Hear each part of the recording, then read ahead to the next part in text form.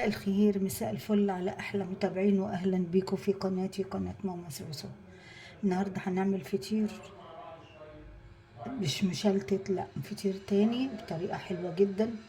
آه ليه سر كده اللي بيخليه حلو بالطريقه دي. تعالوا نشوفوا طريقته وازاي وسر وازاي عشان تقدروا تعملوه في اي وقت، ومكوناته بسيطة جدا وفي البيت تقدري تعمليه في اي وقت لولادك، لعشاء، لاي حاجة من دي.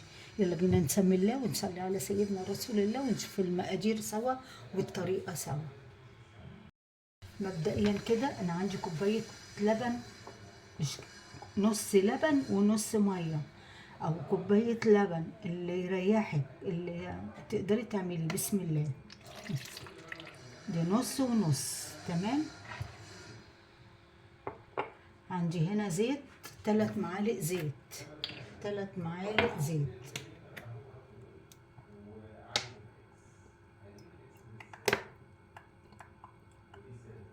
وهخلي الزيت جنبي عشان هقول لكم هعمل ايه.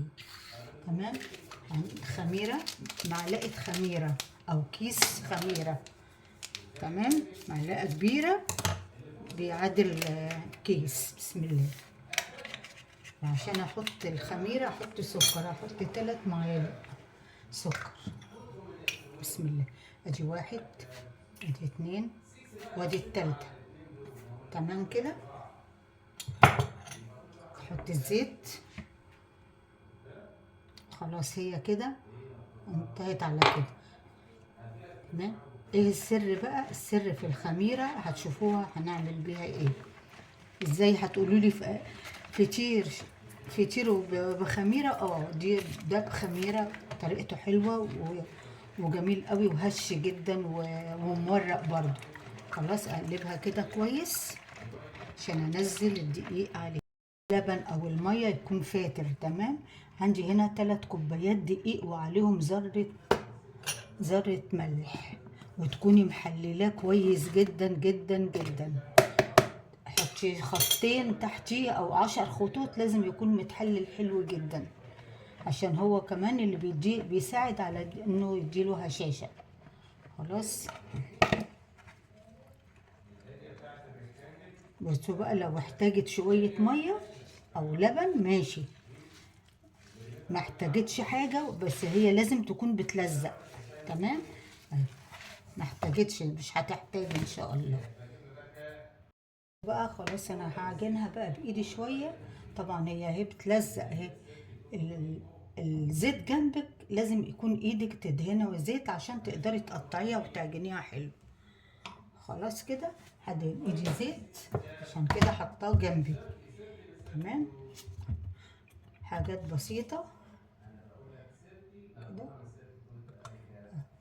ادهن ايدي واعجنها بقى كويس الاول عشان المها واقطعها. تمام.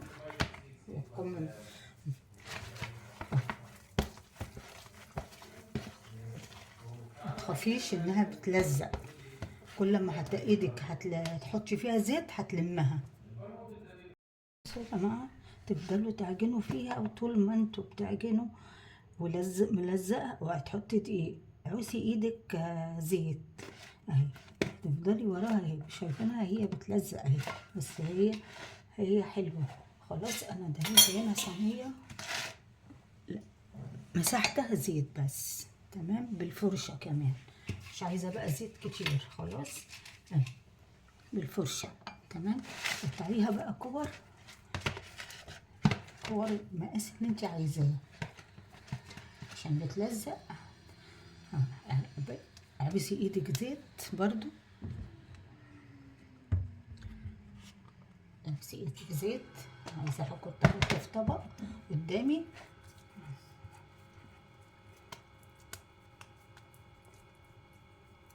اهو، حطيها كده. تمام. اعبسي ايدك زيت عشان احط انا في طبق الزيت ده واملس بيها احسن بكتير. هخلي كده جنبي عشان تتنزل. وابس ايدي زيت، قطعيها كور اللي انت عايزاه. كل ما تعوزي ايدك زيت بتيجي معاكي. خلاص بصي خلاص. ومش هخليها تخمر كده، لا انا هريحها بس، وهقول لكم هعمل ايه تاني. تمام. بس يا جماعه فاضيه، الزيت بيخليها ان هريحها 10 دقايق عبال ما اجهز حاجتي، وهقول لكم هعمل ايه. خلاص، واغطيها دلوقتي. وبص، في حاجة تانية لازم تقطعيها زوجي، يعني 2 2 2 8، يعني تقطعي زوجي عشان الاتنين دول بحتاجهم. هتشوفوا الطريقة ازاي. بعد ما ريحتها رحت صليت العصر، وعملت كركبة كده شوية في المطبخ، وهنا دهنت الرخامة نقطة زيت، ما تحطيش كتير، وتفرديها بقى كده، تبططيها. تمام، على قد ما تقدري تفرديها. ها،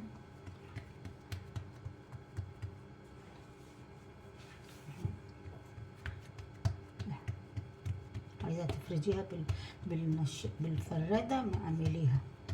ممكن اعملها بالفرادة عشان تسهل معايا، بس انا هوريكم واحدة كده وواحدة كده، هي بتتقطع ما يهمكمش. هجيب من النص كده على بره، عشان بره بيبقى تخين، لا عايزينه رفيع برضه عشان ده التوريقة. بعدين ايدي مش حادين ولا حاجة، انا هعملها اهي كده بس عشان هي لسه بتلزق. بعدين ايدي زيت برضو كده عشان تفرد معايا برضو، مش قوي. حط هنا سمنة، حاولي تكون سايحة بالسخنة، دي ما تقطع، هي كل ما تقعد مش هتقطع معاكي، كل ما تقعد اهي. تمام كده. نجيب واحدة كده كده، والتانية نحط برضو هنا. خلاص، نشيلها على التانية. هي معلش بتتقطع عشان هي لسه ما لحقتش برضو تتقطع. هنتنيها، نقطعها كده كده كده كده اهي. نحطها في الصينية تاني مطرحها، واعمل لكم واحدة تانية عشان ايه تكون فردت احلى. بصوا اهي، انا هفرد دي كده، يا رب ما تتقطع، حتى لو اتقطعت مش مشكلة. انا برضو ايه هحط نقطة زيت عشان اعرف افرد. اهي، هي كل ما بتقعد ترتاح احلى. التانية اهي، شايفين؟ تقدري بقى تعملي الكمية متضاعفة، يعني كل حاجة تزوديها. السمنة، هي بالسمنة، دي زبدة، هي الزبدة بتخليها برضو أحلى. الزبدة بتتباع بالكيلو في فتح الله، جيبي نص ربع وشيليه ببيتك ينفعك. بسم الله. تمام، نتني دي كده، نتني خليهم كده جنبي، وهقول لكم هعمل ايه تاني. دول الاولانيين اللي هما، ادي تحت واحده تانية تالتة، دي ما تقطعتش حلوه اهي. حطي زبده تانية كده. بصوا بقى دولت، هقول لكم هحط في واحده هنا. بسم الله.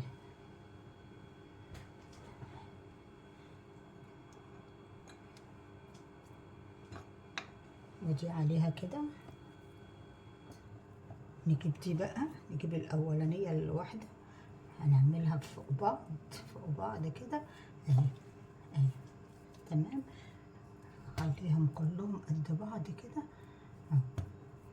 اهو، شايفين اهي. احطها في الصينيه، وهقول لكم دلوقتي هعمل ايه بعد ما اخلص الكميه.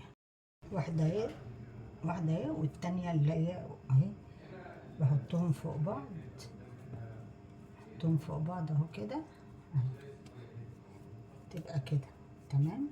شيلها برضو في الصينية. اخر واحدة اهي، اخر واحدة شايفينها؟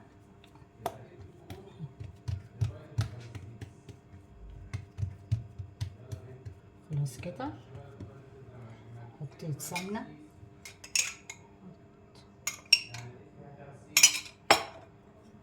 امسك بالفرشة كده اظبطها، حول كل الارقام تبقى فيها سمنة تمام اهي، كل الارقام.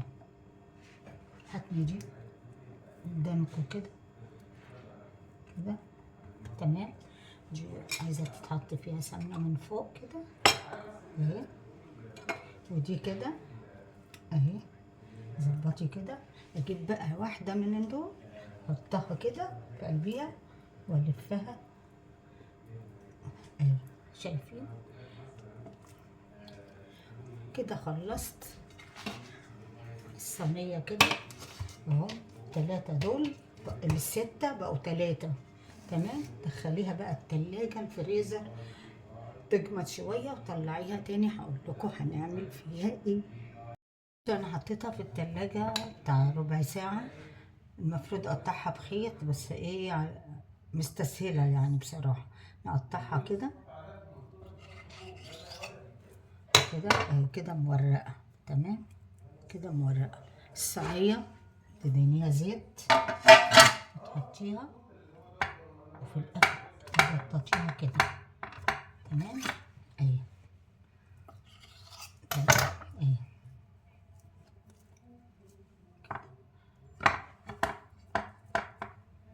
خلاص. دي برضو ايه يعني الواحدة بتقطع ايه تمام. نعمل غيرها، نعمل غيرها كده كده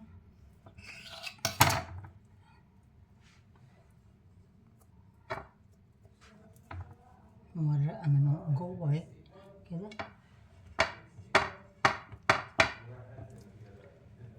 اهي.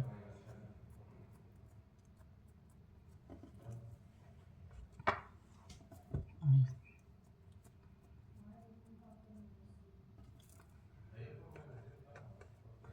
نعمل باقي الواحدة الأخرانية. خلاص كده هركنها بقى تخمر شوية تمام، ونسيبها نشوفها هتطلع شكلها ايه في الاخر. بس قبل ما تدخليها الفرن هقولك تعملي برضو فيها ايه.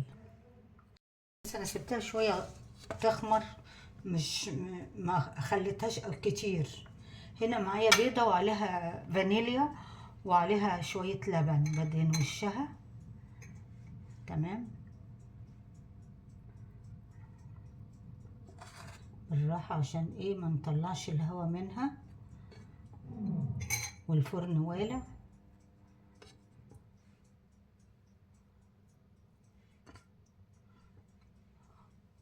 وادخلها بقى الفرن.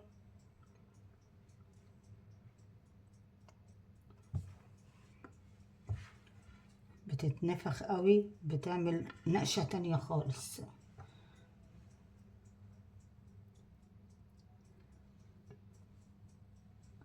هي عموما حلوة وطعمها بتبقى حلو قوي، وجربوها هتبقى حلوة قوي. ولادكم هيحبوها قوي. او هدخلها الفرن بقى اوريها لكم. من جمالها لما طلعت من الفرن سخنة، وهي سخنة كده هرش عليها سكر بودر، سكر ناعم يعني. وهي سخنة كده كمان معلقة كمان